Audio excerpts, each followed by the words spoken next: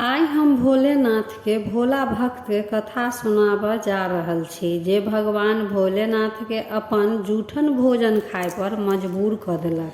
की अछि भोला भक्त के कहानी जे सुनि कऽ हर शिव भक्त के रोम रोम और भक्तिमय भऽ जायत। कथा अगर सुननाइ शुरू केलहुँ तऽ कथा पूरा सुनब, बीच में कथा छोड़नाइ अशुभ मानल जाइए। ई कथा सुनने के बाद हर शिव भक्त के और विश्वास भगवान में भऽ जेतनि तऽ हम स्वागत करै छी अपन यूट्यूब चैनल मिथिला के नगरिया में। एहि चैनल पर मिथिलांचल से जुड़ल हर पाबनि तिहार के जानकारी, धार्मिक कथा आ पूजा पाठ से जुड़ल उपाय भेटत। तऽ एहि सब के जानकारी चाहै छी तऽ चैनल के सब्सक्राइब कऽ लिअ आ नोटिफिकेशन सेहो ऑन कऽ लिअ ताकि हम कोनो नया वीडियो डालब तऽ सबसे पहले पहुँचत अहाँ तक। एकटा गाँव में भोला नाम के एकटा भक्त रहै छल। ओ अपन नामे जकाँ भोला आ सीधा साधा रहै आ ओ केकरो चालाकी छल कपट कुछ नहीं बुझे। हर काम के ओ बड़ ईमानदारी से करे। भोला भगवान के बड़ माने छला। भगवान शिव के खूब प्रेम करे। ओ जंगल से लकड़ी काट कऽ अपन गुजर बसर करे। ओ बड़ गरीब रहे आ एकटा झोपड़ी में रहे छल। ओकरा काम से फुर्सत तऽ नहीं रहे छल, लेकिन तैयो जहिया ओकरा कनियो फुर्सत होय ओ शिव मंदिर पूजा करऽ चलि जाय छल। एक दिन ओ जखन मंदिर में पूजा करऽ गेल तऽ देखैया पूरा मंदिर धुआं से भरल अछि, कियाकि सावन के महीना रहे। भक्त सब पूजा पाठ कऽ कऽ खूब दीप अगरबत्ती जरेने रहा, ताहि से मंदिर में खूब धुआं भर गेल रहे। भोला जब मंदिर में कनिक देर रुकल कि ओकरा आँखि में धुआं लागि गेल, जाहि से आँखि से लोर गिरऽ लगल। तखन भोला सोचै अछि जे हम कनी देर एतऽ रुकलहुँ तऽ अतेक आँखि में धुआं लागि गेल जे आँखि से लोर खसऽ लगल। आ महादेव अतेक देर से एतऽ छथि, हुनका आँखि में कतेक धुआं लागैत हैत से सोचि कऽ ओ महादेव के मूर्ति लग जाकऽ कहै अछि, प्रभु अतेक धुआं में अहाँ कतेक देर रहब? आँखि में धुआं लागि जायत आ सांस लय में सेहो दिक्कत हैत। चलू हमर घर ओतय रहब आ जे भोजन हम बनायब से खा लेब। भगवान भोले भंडारी तऽ अपन भक्त जकाँ ओहो भोले छथि, तब तऽ हुनकर नाम एकटा भोले भंडारी छनि। भोला के अपन प्रति चिंता देख कऽ ओहो ओतऽ प्रकट भऽ कऽ भोला के कहै छनि, ठीक अछि, अहाँ घर जाकऽ भोजन बनाउ, हम अबै छी। भोला अपन घर आबि कऽ जएह रहै छनि घर में वएह सब भोजन बना लेला के बाद मंदिर भोलेनाथ के बजाबऽ विदा भेल। रास्ता में एकटा बालक भेंट भेलनि। ओ बड़ भूखल रहे। ओ अपना खाय लए कुछ भोला से मांगऽ लागल।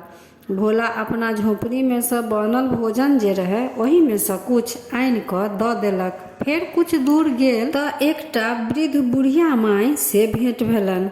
ओ भोला के देख कऽ कहै अछि, बेटा हमरा बड़ भूख लागल अछि, कुछ खाय लए दैतहुँ तऽ बड़ पुण्य होइत।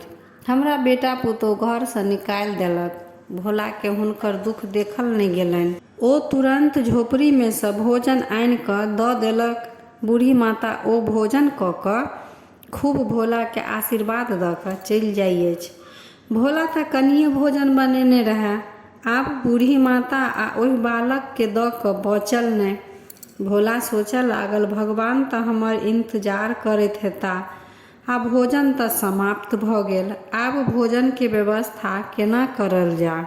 तखन गांव के एकटा लाला के दुकान पर जाकऽ लाला से कुछ राशन उधारी मांगैया आ अपन पूरा कहानी सुना दै अछि। भोला के बात सुनि कऽ लाला के बड़ हंसी लागि जाइ अछि जे भगवान कहीं भोजन करऽ अपन भक्त के घर अबैया। खूब अपन भोला के मूर्खता पर मजाक उड़ेलक।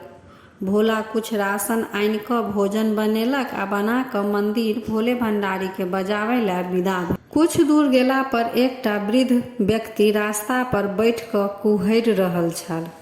भोला ओहि वृद्ध व्यक्ति लग में जाकऽ पूछै अछि, बाबा एतऽ किया बैसल छी, की भेल? ओ वृद्ध बाबा कहै छथि, हमरा बड़ भूख लागल अछि, हम क्या दिन से कुछ खेलहुँ नहि, तबियत सेहो हमर बिगड़ल जाइ अछि।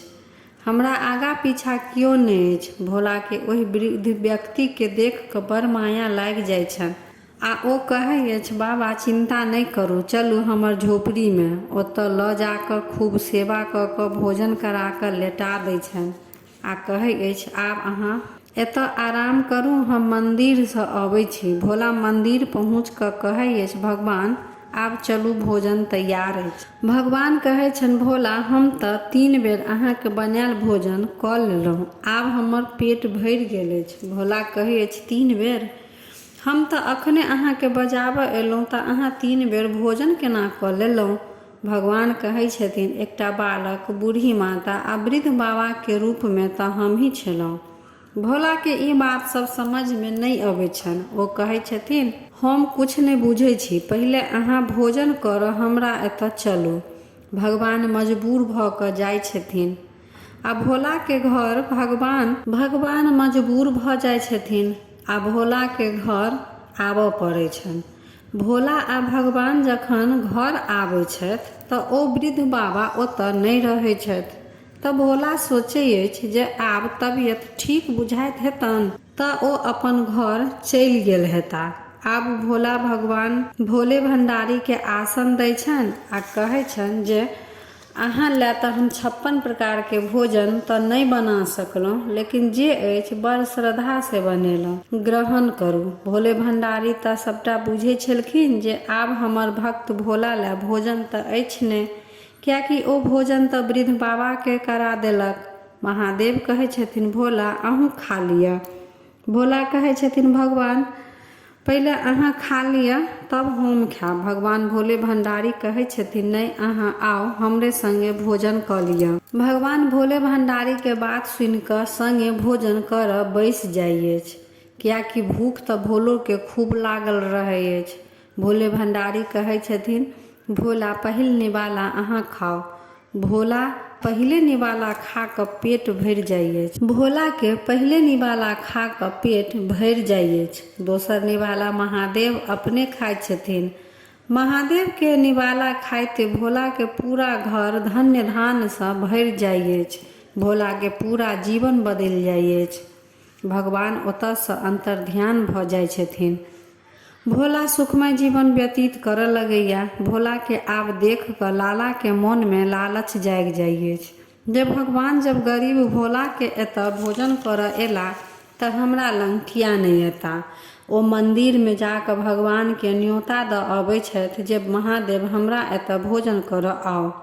मूर्ति में से आवाज अबैया, ठीक अछि भोजन बनाउ, हम आबि जायब। लाला 56 प्रकार के भोजन बना कऽ मोने मोन लालच करैत जे हमरा तऽ धन अछि आ महादेव जखन भोजन कऽ कऽ जेता तऽ ओहो सँ बेसी धन हमरा भऽ जायत। सएह मोन में सोचि कऽ महादेव के बजाबऽ विदा भेल।